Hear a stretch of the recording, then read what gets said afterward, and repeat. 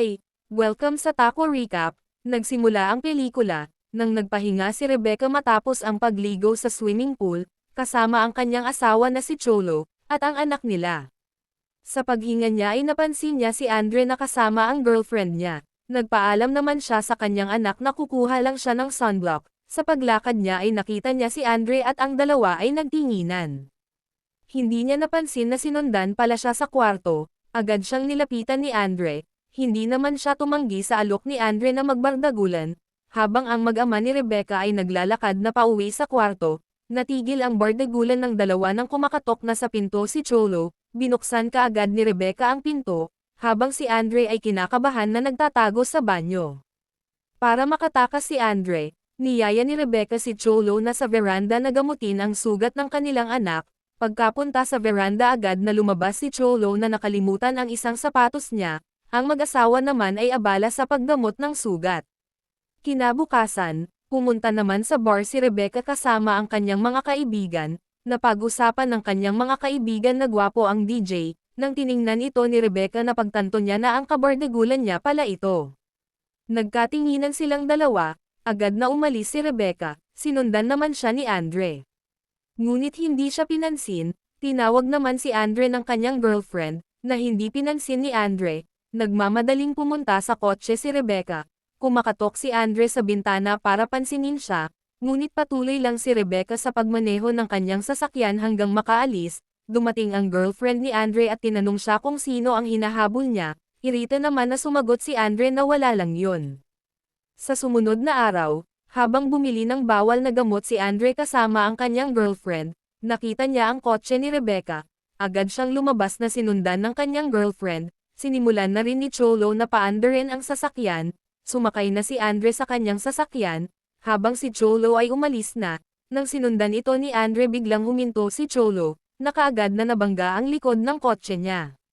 Lumabas si Cholo at pinagalitan si Andre, humingi naman ng pasensya si Andre at pinangako na babayaran niya ang nasira, ibinigay niya ang calling card niya kay Cholo para tawagan siya sa gastos. Sa bahay, abala ang mag-asawa sa pagligpit ng gamit, dahil pupunta sa Singapore si Cholo para sa business meeting, ibinigay niya ang calling card ni Andre para siya na ang kumontak sa pag-aayos ng sasakyan, hindi naman alam ni Rebecca na si Andre pala ang nakabangga ng kanilang kotse. Dahil isang linggo sa Singapore si Cholo, niyaya niya si Rebecca na magbardagulan, na kaagad pumayag si Rebecca. Sa sumunod na araw, pumunta sa paaralan si Andre na kinagulat ni Rebecca. Nagmamadali siyang umalis nang may tumawag, napag-alaman na niya na si Andre ang nakabangga sa kotse nila, ngumingiti naman si Andre na sinabihan si Rebecca na small world. Nakabalik na rin si Cholo galing Singapore, tinanong niya si Rebecca kung pinaayos na ba ni Andre ang kotse, nagsinungaling naman si Rebecca na naayos na. Kinagabihan, nagulat si Rebecca na nag-uusap si Cholo at Andre. Nagalit si Cholo nang nalaman na hindi pala si Andre ang nagbayad sa sira ng sasakyan, agad na nagsalita si Andre na babayaran niya ang nagastos ni Rebecca. Nang pumasok na sa bahay si Cholo, inis na sinabihan niya si Andre na tigilan na siya dahil may asawa na siya, sumagot din si Andre na may girlfriend din siya, ang gusto lang niya ay magbardagulan sila ulit. Tumigil na ang dalawa sa pag-uusap nang tinawag sila ni Cholo para kumain. Kinabukasan, tinawagan ni Andre si Rebecca at tinakot na isusumbong kay Cholo ang nangyari sa kanilang bardagulan, dahil sa pananakot ay nakipagkita na lang si Rebecca. Masaya naman si Andre na dumating si Rebecca sa kanyang bahay, at ang dalawa ay nagsimulang magbardagulan.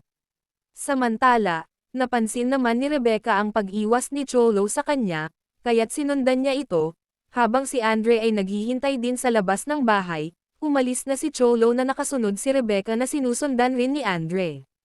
Dumating na si Cholo sa hotel at kumatok si pinto na binuksan ng babae. Sumilip naman si Rebecca na nakita si Cholo na hinalikan ang babae. Nagulat siya sa nakita na may kalaguyo pala si Cholo. Nang pumasok na ang dalawa sa kwarto agad na umalis si Rebecca na nakasalubong naman niya si Andre. Agad siyang umalis, habang si Andre ay tinatawag siya, tinanong siya ni Andre kung ano ang nangyari. Inamin ni Rebecca na baka karma ang nangyari, dahil sa pagpasibak niya kay Andre, kaya't humanap rin ng ibang babae si Cholo. Umamin naman si Andre na mahal na siya, Ngunit hindi naniniwala si Rebecca dahil bardagulan lang ang hanap niya, at mahal niya si Cholo. Sinabihan naman siya ni Andre na kung mahal niya si Cholo, dapat ay hindi na siya nakipagbardagulan pa sa kanya. Naiiyak na lang si Rebecca sa mga sinabi ni Andre. Dumating naman ang girlfriend ni Andre na galit na nakita na may kayakap na ibang babae si Andre.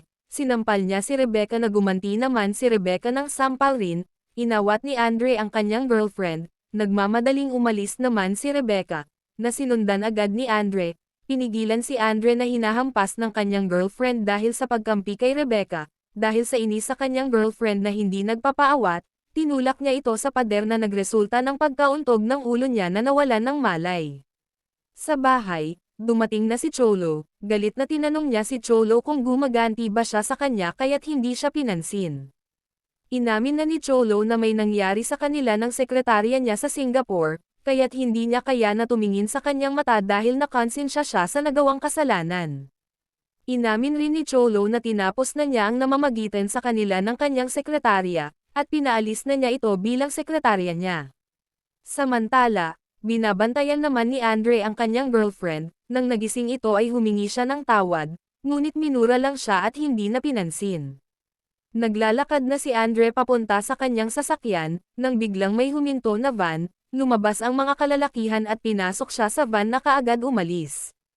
Sinimulan nilang bugbugin si Andre. Galing sa mayaman na pamilya ang girlfriend niya. Dahil sa ginawa ni Andre na sumibak ng ibang babae, nagsumbong ang kanyang girlfriend sa kapatid niya, at kaagad siyang binugbog. Inihagis sa kalsada si Andre at nilagyan ng pinagbabawal na gamot ang kanyang bulsa. Kinabukasan dumating si Cholo at Rebecca sa hospital. Ipinaalam sa kanila ng mga pulis na ang calling card ang nakita nila sa wallet ni Andre, kaya't sila ang tinawagan dahil walang ibang kontak na nakita. Pinaliwanag naman ni Cholo na nakilala lang nila si Andre dahil nabangga niya ang kotse nila. Nagtanong si Cholo kung ano ang nangyari kay Andre. Ipinaalam ng pulis na binugbog ito, at may nakitang pinagbabawal na gamot sa kanya na makukulong siya pag nagising na siya.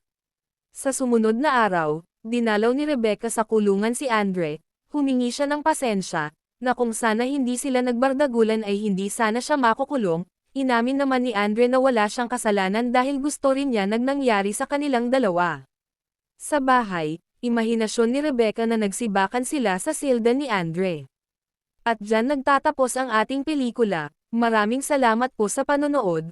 Huwag kalimutang mag-subscribe para malaman ang susunod kong upload dito sa Taco Recap.